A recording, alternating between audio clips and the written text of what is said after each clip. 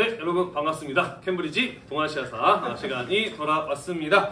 자, 어느덧 마지막 1학기의 마지막 시간이네요. 네, 이번 시간에 우리는 개항 이후에 한반도에 서양의 근대적인 문물과 의식, 사상 이런 것들이 들어오게 되면서 사람들의 의식과 일상생활의 모습이 어떻게 바뀌게 되었는지 이런 내용들을 중심으로 살펴보도록 하겠습니다. 자, 같이 한번 보도록 할게요. 자, 우선은 첫 번째 평등의식의 확산입니다. 서양 유럽 같은 곳에서는 프랑스 혁명 같은 사건들이 일어나게 되면서 신분제도가 점차 사라지게 되었는데요. 우리나라 같은 경우에도요, 조선 후기에서부터 이 양반 중심의 신분제도에 대한 비판적인 시각이 나타나기 시작을 합니다. 그러니까 과연 양반들을 중심으로 이러한 신분제도가 유지되는 것이 과연 옳은 일인가에 대한 의문이 제기되기 시작하였다라는 것이죠. 자, 이런 어떤 비판적인 시각의 경우에는 현실적인 문제를 해결하고자 했던 일부 실학자들이라든지 아니면 다른 사람들보다 일찍 서양의 근대적인 문물을 받아들였던 개화파 같은 사람들을 중심으로 나타난 시각들이었어요. 그래서 이러한 실학자나 개화파로부터 영향을 강하게 받았던 급진 개화파들이 갑신정변을 일으켰을 때 그들의 개혁 정강 가운데 어떤 내용이 들어가게 되는 것이냐, 이런 거죠. 문벌을 폐지하고 인민이 평등한 권리를 받는 제도를 마련하고와 같이 모든 사람이 평등한 권리를 누릴 수 있도록 해야 된다라는 인민평등권에 대한 이런 주장들이 반영이 되는 것으로 이어질 수 있었다라는 것이에요. 한편 오랫동안 양반 중심의 신분제도로부터 고통받아왔던 농민, 백성들, 하층민들의 경우에는 그런 어떤 신분제로부터 받았던 차별이나 고통에 대한 불만이 오랫동안 쌓여 있었던 상태인 것이죠. 자, 그래서 이런 어떤 누적된 불만이 동학농민 운동이 일어나게 되었을 때 노비 문서의 소각이라든지 과부의 재가를 허용하라라고 같은 이런 어떤 평등사회에 대한 실현을 요구하는 움직임으로 개혁안으로 나타나기도 하였다라는 것이에요. 물론 갑신정변과 동학농민운동 모두 이것을 주도했던 사람들이 그들이 최종적으로 이루고자 했던 목표를 이루는 데에는 실패했습니다만은 갑신정변과 동학농민운동을 통해서 우리 사회에 필요한 개혁이 무엇인지를 알리고 공감을 얻어낼 수 있었다라고 이야기를 하였어요. 그죠? 자, 그래서 인민평등권의 확립이라고 하는 것이 갑신정변이나 동학농민운동 때 바로 이루어지진 않았습니다만은 이러한 평등사회를 요구하는 국내의 여러 어떤 움직임을 받아들여서 반영해서 갑오개혁에서는 신분제도가 법적으로 폐지되는 데로 이어지기도 하였다라는 이런 이야기를 수업 시간에 했었습니다. 배운 기억이 나시죠?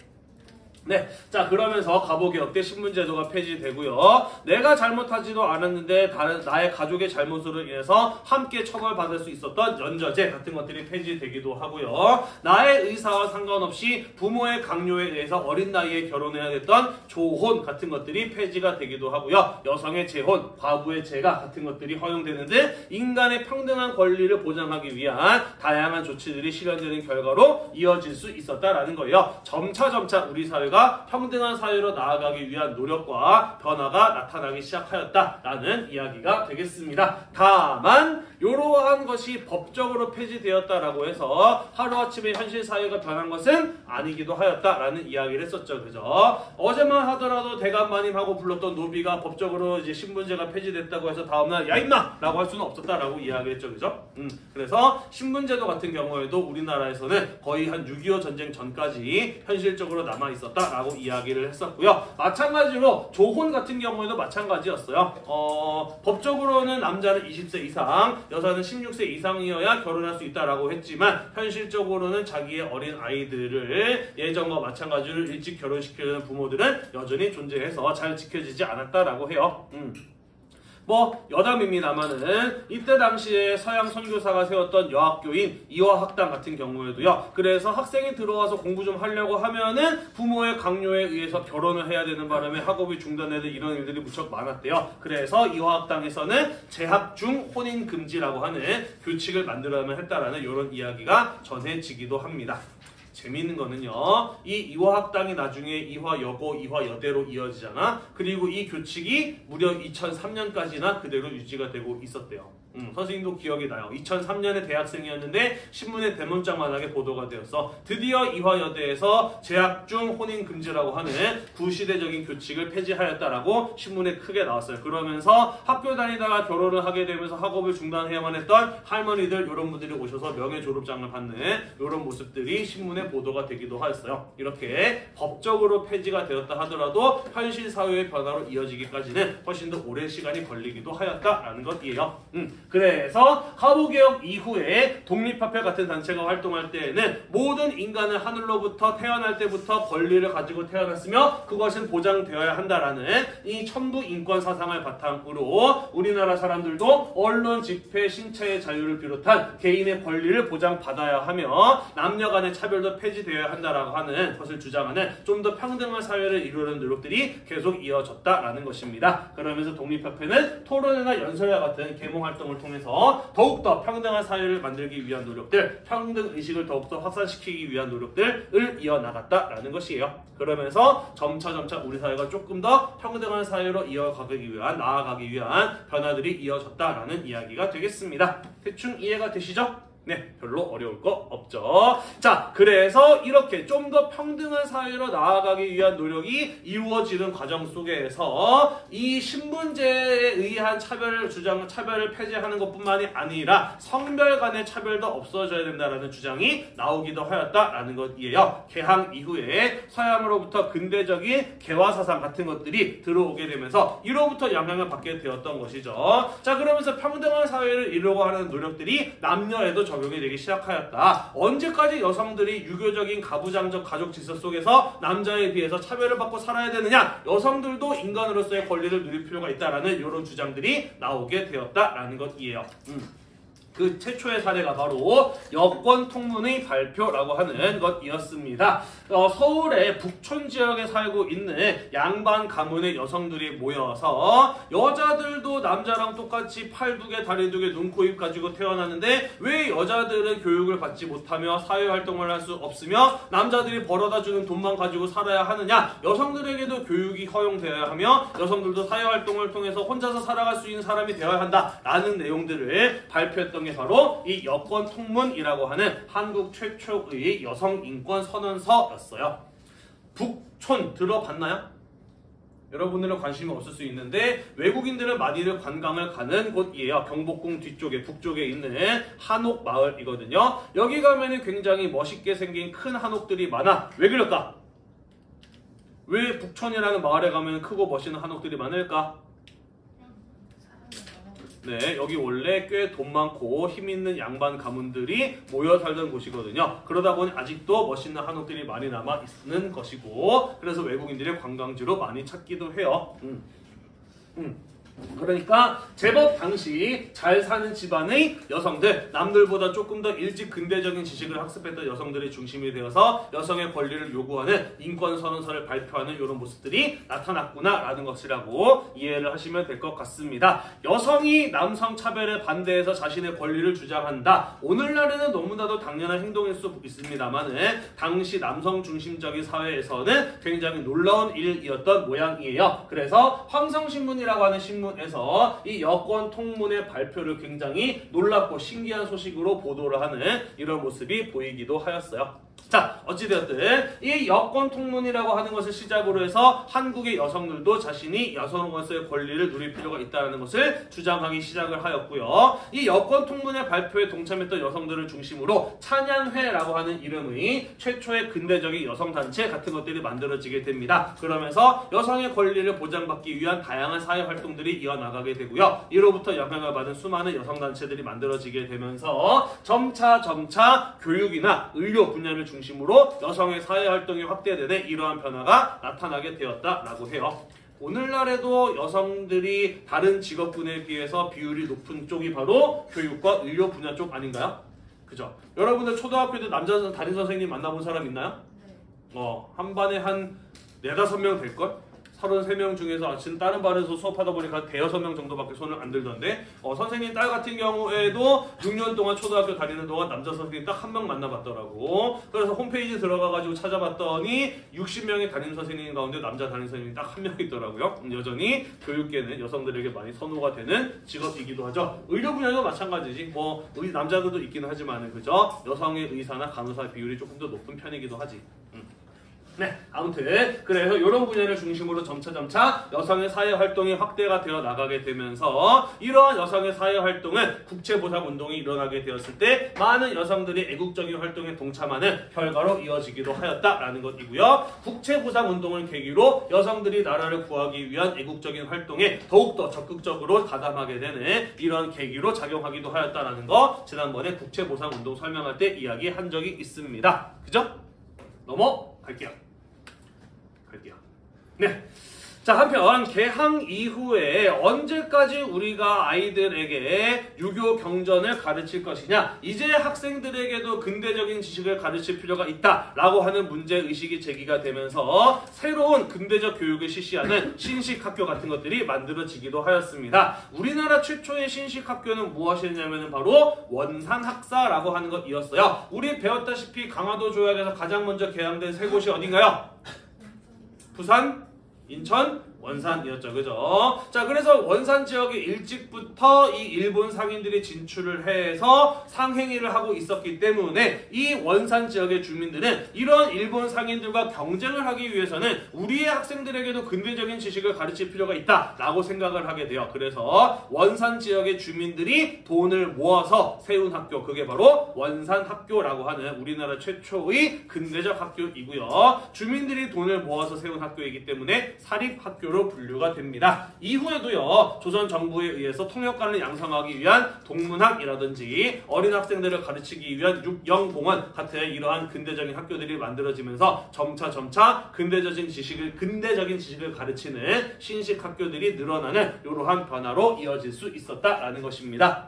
우리나라에 들어와서 활동을 하던 많은 외국인 선교사들에 의해서도 이러한 신식 학교들이 세워지게 되어, 예를 들자면 아펜젤러라고 하는 선교사가 배제학당이라는 학교를, 그리고 스크랜튼 여사라고 하는 분이 이화학당이라고 하는 신식 남학교 여학교를 세워서 학교를 운영하는 모습을 보이기도 했죠. 배제학당 같은 경우에는 오늘날 서울에 있는 배제고등학교와 대전에 있는 배제대학교로 그 계보가 이어지는 것이고, 이화학당 같은 경우에는 오늘날 이화여대, 이화여고, 이화외고, 이화여대 부속고등학교, 이화여중, 이화외고 등등등으로 여학교의 계보로 이어지고 있죠. 자, 아무튼 이러한 신식 학교에서 근대적인 학문과 인간으로서의 권리, 국민으로서의 권리와 같은 근대 의식을 교육받았던 졸업생들은 학교를 졸업하고 난 이후에 정부에서 추진하는 근대화 정책에 적극적으로 동참을 하거나 독립협회 같은 단체가 사람들에게 근대적인 의식을 깨우쳐주기 위한 계몽 활동 같은 것들을 할 때 적극적으로 동참하면서 점차 우리 사회가 근대화되는 데에 큰 기여를 하기도 하였다라는 내용이 교과서에 실려 있습니다. 그랬구나 하고 넘어가시면 되겠어요. 자, 한편 을사늑약이 체결되고 난 이후에, 그러니까 러일 전쟁 이후 을사늑약이 체결되고 난 이후에 우리 민족도 하루빨리 근대적인 실력을 갖추어야만 다른 민족에 의해서 도태되지 않을 수 있다, 실력을 키워서 자주독립을 이루자라고 하는 애국계몽 운동이 전개가 되었어요. 그죠? 민족의 실력을 키운다라고 하는 것에 있어서 교육, 근대적인 의식과 지식을 갖추게 하는 것은 굉장히 중요한 문제로 보았던 것이죠. 자, 그래서 많은 애국계몽 운동가들과 그 단체들에 의해서 근대적인 지식과 더불어서 민족의식, 애국심 이런 것들을 심어주기 위한, 길러주기 위한 많은 신식 학교들이 만들어지게 됩니다. 그러면서 양정의수, 보성학교, 오산학교, 대성학교 같은 이러한 사립학교들이 세워지는 모습들을 볼 수 있었다라는 거 지난번에 애국계몽 운동 때 몇 가지 이야기를 하기도 했었어요. 그죠?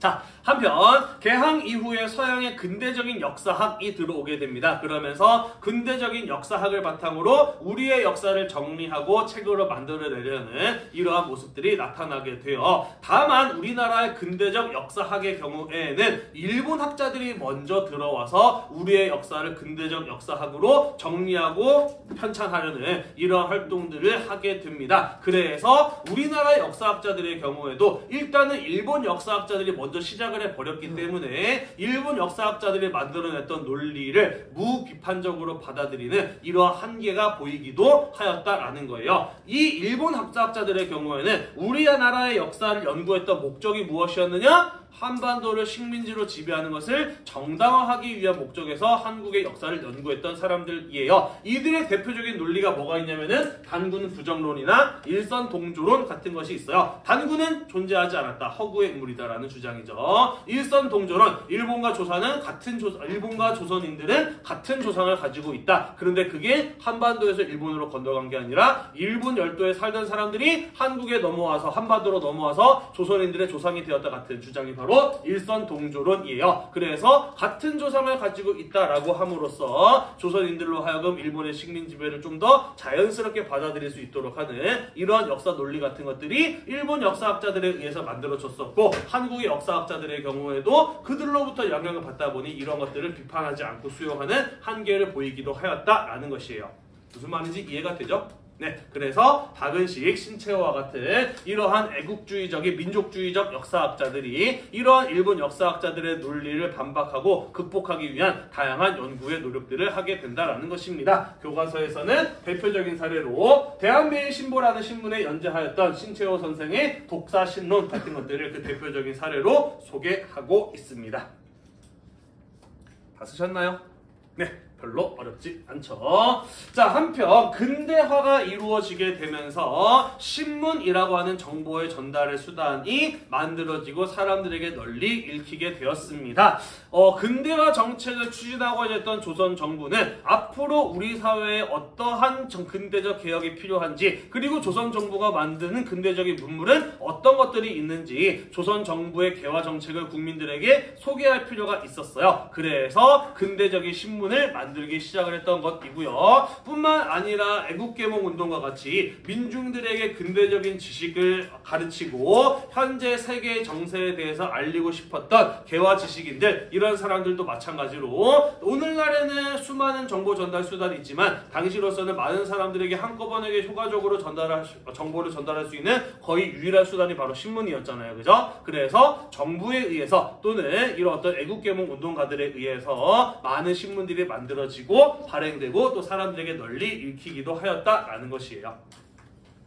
자, 우리나라 최초의 근대적 신문은요, 조선 정부에서 발행했던 한성순보라고 하는 것입니다. 1880년대 조선 정부에서 개화 정책을 추진할 때 정부의 개화 정책을 소개하기 위해서 방문국이라고 하는 인쇄소를 만들고 거기에서 만들어냈던 신문이 바로 한성순보라고 하는 신문이에요. 옛날에는 서울을 한자로 한성이라고 표기했었고요. 순이라고 하는 한자어는 숫자 10을 의미해요. 그래서 열흘에 한 번 발행되는 신문이라서 한성순보 라는 이름이 붙었던 신문이 바로 우리나라 최초의 근대적 신문이었습니다. 우리나라 최초의 근대적 신문인 한성순보는 나라에서 발행한 것이었다라고 한다면, 민간이 발행한 최초의 근대적 신문은 우리 독립협회 배울 때 배웠었죠. 그죠? 미국에서 귀국하였던 서재필에 의해서 만들어진 독립신문 같은 것이 그 대표적인 사례라고 볼 수가 있겠습니다. 독립신문의 경우에는 한글판과 영문판으로 발행이 되었어요. 그죠? 그래서 한국인들에게 근대적인 지식을 가르치고 나아가서 계몽이라고 하는 목적을 달성하려는 그런 의도를 가진 신문이었다라고 이야기를 하였었고요. 영문판으로 발행이 된 것은 외국인들에게도 한국의 소식을 알리기 위한 목적이었다라는 이런 이야기 했었습니다. 배운 기억이 나시죠?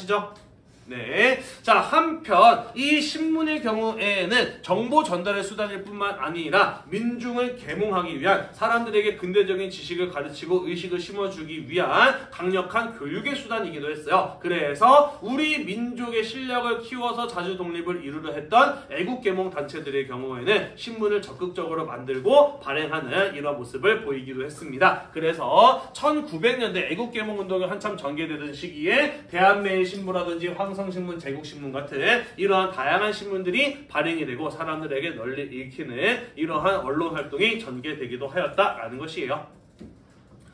시험에 잘 나오는 신문 하나만 꼽아보라라고 이야기를 한다면 이 중에서는 대한매의 신보가 시험에 출제되는 빈도가 가장 높기는 해요. 왜냐면은 조금 개성이 있거든. 다른 신문들과 나타나는 차별성이 있거든요. 그게 바로 무엇이냐면은요.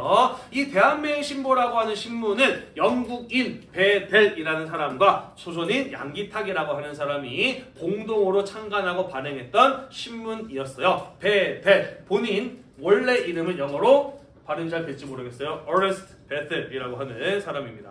어레스트 베텔.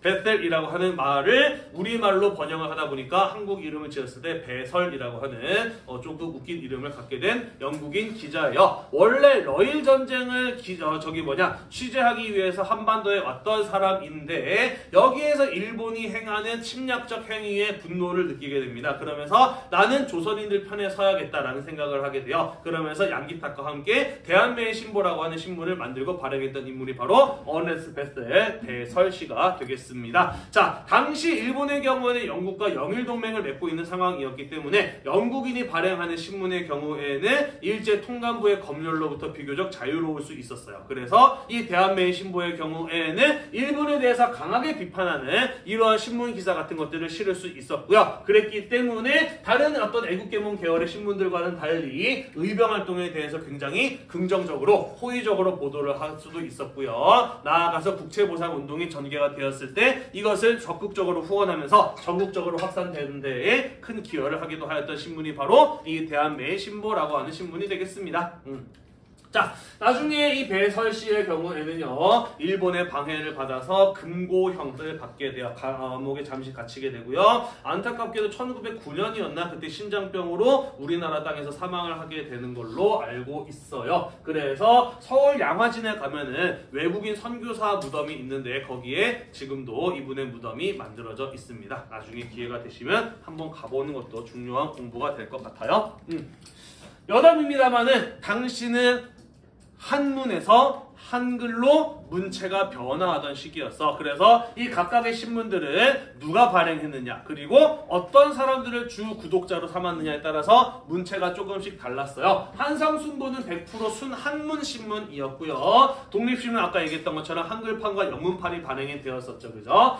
그리고 대한매의 신보 같은 경우에는 영문으로 국한문으로 국문판으로 모두 발행이 되었었고요. 황성신문 같은 경우에는 주 구독자층이 양반 유생들이었어. 그러다 보니까 한글을 사용하게 했지만 한글의 비율은 굉장히 적고 거의 대부분 한문으로 가득 차 있는 국한문 혼용체로 쓰였던 신문이고요. 제국신문 같은 경우에는 주 구독자층이 서민 여성들이었어. 공부 많이 안 한 사람들이었거든. 그래서 순 한글로 만들어지는 이런 어떤 신문의 모습을 보이기도 하였다라는 것이 되겠습니다.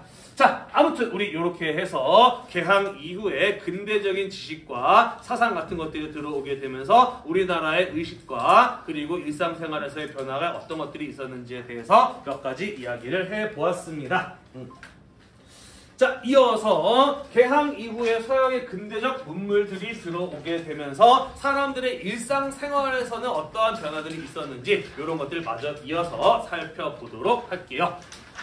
네, 근대적 문물의 수용과 생활 양상의 변화에 대해서 이야기를 해보도록 하겠습니다. 자, 개항 이후에 우리가 앞으로 살펴볼 많은 새로운 서양의 근대적인 기술과 물건들 이런 것들이 들어오게 됩니다. 그러면서 사람들에게 생활에 큰 변화를 가져다 주게 되죠. 조선 정부의 경우에는 개화 정책을 추진하는 과정에서 부국 강병을 달성하기 위해서 서양의 근대적 문물을 받아들이기 위해서 노력하였고요. 대한제국 시기에 오게 되면서 특히나 산업의 발전, 식산 흥업을 강조하게 됩니다. 그러면서 조선 정부 시기보다 더욱더 적극적으로 서양의 근대 문물을 도입하게 되고요. 나아가서 앞으로 우리나라의 산업 발전을 이끌어 나갈 수 있는 인재를 길러내기 위해서 상공학교라든지 광무학교 같은 전문 인력 양성 학교가 광무개혁 과정에서 세워지는 이런 모습들을 볼 수가 있었다라는 겁니다. 자, 그래서 이러한 근대적인 문물들이 들어오게 되면서 점차 사람들의 생활의 모습, 그들의 감각에 대한 변화 이런 것들이 이루어지게 되었다라는 겁니다.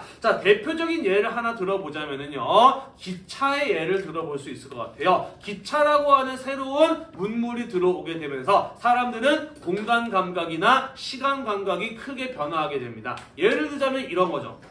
옛날에는 서울에서 부산 거리 걸어가게 되면은 한 달 정도 걸리는 거리입니다. 거기는 언제 가? 라고 생각할 수밖에 없는 거리 공간이었다라는 것이죠. 자, 하지만 기차가 만들어지게 되면서 서울에서 부산 기차 타고는 몇 시간 만이면 가요. 그죠? 그래서 하루 만에 갈 수 있는 거리로 인식을 하게 되면서 사람들의 공간적인 감각 같은 것들이 이전보다 훨씬 더 가깝게 느껴지는 이러한 변화가 일어나게 되었다라는 것입니다. 뿐만 아니라 전통적인 농업사회에서는 해 뜨면 일하러 가고 해 지면 집으로 돌아왔어요. 그죠? 하루의 시간을 나누는 거 물론 나누기도 했습니다만은 그렇게 정밀하게 시간을 나누어서 계산하는 이런 일상의 모습은 보이지 않았어요. 그죠? 하지만 기차는 어떤가요? 해 뜨면 출발하고 해 지면 돌아오나요? 아니죠. 기차 시간표에 의해서 몇 시 몇 분에 출발하죠. 그죠? 그래서 사람들은 기차를 타기 위해서는 몇 시 몇 분까지 기차역에 와야 해. 그지? 그래서 하루의 일과를 시와 분 단위로 계산을 해서 생활을 하는 이런 패턴들, 시간 감각 같은 것들이 나타나게 되었다라는 것이고요. 그러면서 기차역 같은 곳들을 중심으로 사람들이 많이 모이는 광장이나 이런 곳들을 중심으로 시간을 알리고자 하는 시계탑 같은 것들이 만들어지는 이러한 모습을 볼 수도 있었다라는 것이 되겠습니다. 다만 이 기차와 같은 이러한 근대적 문물의 경우에는 사람들에게 거기 어떻게 가? 라고 했던 먼 거리를 하루아침에 가게 만들어주는 생활의 편리성을 제공하는 도구이기도 했습니다만은 그 기차가 일본의 군인이나 무기, 수출품 같은 것들도 실어 날랐기 때문에 중요한 침략의 도구로 활용되기도 하였다라고 이야기를 하였어요. 그죠? 그래서 편의성과 침략성이라고 하는 양면성을 가지고 있는 것이 당시 근대 문물의 특징이었다라는 이런 이야기들을 지난 시간에 하기도 했었습니다. 대충 배운 기억나시죠? 네. 자, 방금 이야기한 바와 같이 기차의 경우에는 생활의 편의성을 제공해주는 도구이자 동시에 침략의 도구로 활용될 수 있었기 때문에 많은 이권들 가운데 철도 부설권만큼은 반드시 일본이 장악하고자 하였다라고 이야기를 하였어요. 그죠? 그래서 우리나라 최초의 열차, 열도인 서울과 인천을 연결하는 경인선을 시작으로 해서 서울과 부산을 연결하는 경부선, 서울과 신의주를 연결하는 경의선, 서울과 원산을 연결하는 경원선 모두 일본에 의해서 만들어지고 운영되었다라는 이런 이야기를 수업 시간에 하기도 했었습니다. 자, 한편 전기라고 하는 에너지의 경우에는요, 1887년에 경복궁에 전등을 만들면서 처음으로 도입되었다라고 해요. 이후에 1898년에 한국과 미국이 합작을 해서 한성전기회사라고 하는 회사를 세우고요, 발전소를 세우면서 전기라고 하는 에너지가 본격적으로 사용되기 시작을 합니다. 그러면서 전기에 의해서 움직이는 자동차, 전차 같은 것들이 만들어지고 운영되기도 하였다라고 해요. 1899년에 서울 서대문에서 청량리 사이를 왕복했던 전차가 최초의 전차였다라고 해요. 전차 타본 적은 없을 거예요. 그죠? 지금 거의 없으니까. 그지? 하지만 이 일제강점기나 혹은 개화기 이때를 다루고 있는 영화나 드라마 같은 데서 종종 볼 수 있지 않나요? 그죠? 느리게 천천히 움직이는 한 칸 정도 되는 전차. 그죠? 사람들이 막 빨리 뛰어가가지고 올라타고 하는 이런 장면들 종종 나오잖아. 네, 그런 게 있습니다. 이런 게 도입되었구나 라는 것 정도 이해를 하시면 될 것 같아요. 넘어갈게요. 자, 통신 분야로 가보도록 하겠습니다. 통신 수단은 한반도에서 무슨 일이 일어나게 되었을 때 본국에게 잽싸게 알려서 개입할 수 있도록 하는 굉장히 중요한 정보 전달의 수단이자 무기였습니다. 그래서 한반도를 식민지로 만들고자 했던 청나라와 일본의 경우에는 우리나라에서 일어나는 일을 빨리 파악하고 개입할 수 있어야 됐기 때문에 경쟁적으로 조선에 전신이라고 하는 통신 수단을 도입하려 해요. 그러면서 1885년에 전신선이 깔리게 됩니다. 전신이라고 하는 통신시설이 만들어지게 돼요. 전신, 요런 거 영화에서 본 적 있지 않나요? 그죠? 요렇게 사람이 앉아가지고 요렇게 누르면은 뚜두뚜두뚜두 하면서 모스 부호로 소식을 주고받는 게 바로 전신이라고 하는 통신수단이죠. 본 적 있죠? 그죠? 다만 이 전신기의 경우에는 무선통신이 아니라 유선통신이었기 때문에 전선으로 연결되어야만 통신이 가능했어요. 그래서 전신기가 도입이 되면서 전신주, 전봇대 이런 게 만들어지게 되면서 서울 시내의 전봇대를 중심으로 전선이 연결이 되는 이러한 풍경의 변화 같은 것들이 전신기의 도입과 더불어서 나타나게 되었다라고 해요. 그 뒤에 1898년쯤 가게 되면은 전화가 설치되기도 합니다. 전화기의 모습이에요. 오늘날 우리가 사용하는 전화기와는 모습이 좀 많이 다르죠, 그죠? 요거 뭐 하는 걸까? 저 뒤로 귀에 되는 거죠, 그죠? 요게 말하는 거죠, 그죠? 요거는 전화가 오면 따르르르 울리는 거지, 그지? 그럼 이 사람들은 뭐 하는 사람들일까? 맞아요, 교환원이에요. 지금은 우리가 전화번호를 누릅니다만은 그때 당시에는 그런 거 없어요. 요거 수화기 들고 옆에 있는 페달을 돌려. 그러면은 전기가 공급이 되면서 전화가 갑니다. 그러면 어디로 가느냐? 교환원으로 연결이 돼요. 그래서 누구누구 연결해 주세요 라고 하면은 알겠습니다 라고 해서 전화원하고 전화 걸 때를 이렇게 전선으로 연결해 주는 거지. 그러면은 그제서야 전화 걸고자 하는 데서 따르르르 벨이 울려서 전화를 받는 이런 식으로 전화가 이루어졌어요. 이런 게 당시 전화기의 모습이었습니다.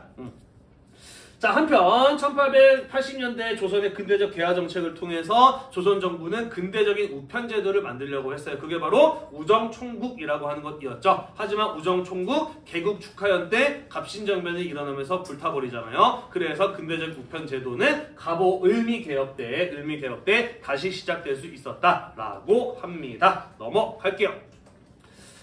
자, 일상생활의 변화를 살펴보고 있는 중입니다. 단발령 같은 것들이 처음 시행되었을 때 사람들은 거부 반응을 보였어요. 그러면서 의병 같은 것들을 일으키기도 하였었잖아요. 그죠? 자, 하지만 막상 머리를 잘라봤을 때 어땠을까?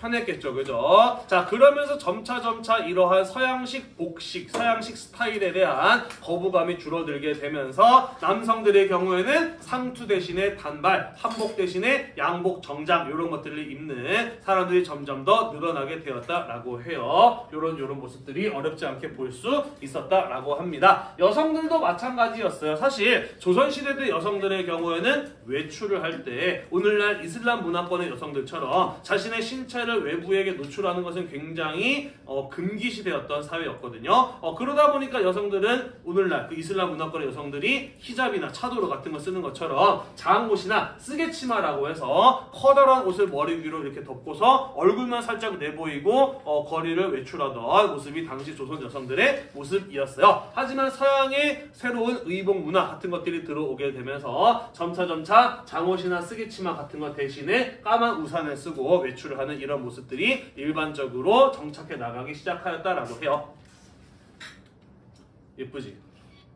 네. 우연히 구글 검색하다가 찾은 사진이라서 넣어놨는데 뭔가 사연이 있는 사진인 것 같은 거예요. 그래서 좀 뚫어지게 쳐다보니까 여기 이름이 써있어. 장연홍이라고. 그래서 바로 검색을 해봤지. 장연홍 찾아봤더니 1910년대에 조선 최고의 기생이자 모델이라고 불렸던 여성이더라고요. 일본에서도 굉장히 인기가 많았다라고 해요. 기생이라고 하면은 술집에서 술 따라주는 사람 아닌가라고 생각할 수 있는데 아니에요. 조선시대 때 물론 그런 일을 하기도 했습니다만은 기생이라고 하면은 춤과 노래, 악기 연주에 능했던 또 요리도 잘하는 오늘날로 치자면 약간 뭐랄까 연예인 같은 그러한 존재라고 볼 수가 있지요. 이 사람 그래서 사진 찾아보다 보니까 당시로서는 굉장히 좀 파격적인 수영복 사진 뭐 이런 것들이 있기도 하더라고요.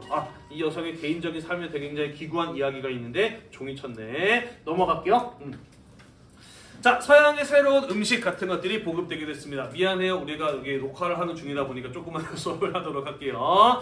네, 서양에서 커피, 홍차, 과자, 빵, 스테이크 같은 이러한 음식들이 들어오게 됩니다. 고종 같은 경우에 커피 되게 좋아했다 그랬잖아요. 그죠? 그래서 커피 마시다가 독살 당할 뻔했던 이런 이야기도 있기도 했었죠. 원래 우리나라의 밥상 문화는 독산 문화였다라고 해요. 1인용 밥상을 따로 넣고 거기에다가 자기가 먹을 밥과 국, 반찬만 따로따로 놓고 먹는 게 원래 우리나라 밥상 문화였는데 개항 이후에 점차 가족들이 큰 상에서 같이 반찬과 국을 둘러놓고 먹는 이런 두레상 겸상 문화로 변화했다라고 합니다. 왜 그런지에 대해서는 의견이 분분하더라고. 뭐 서양식 밥상 문화다, 중국식 밥상 문화다, 아니면은 뭐 기생집에서 둘러먹던 문화다 등등의 다양한 해석이 있는데 뚜렷한 분석은 없는 모양이에요. 한편 중국에서 들어온 호떡이나 짜장면 같은 것들도 이때부터 인기가 많았다라고 합니다. 서양인들이 들어와서 생활을 하게 되면서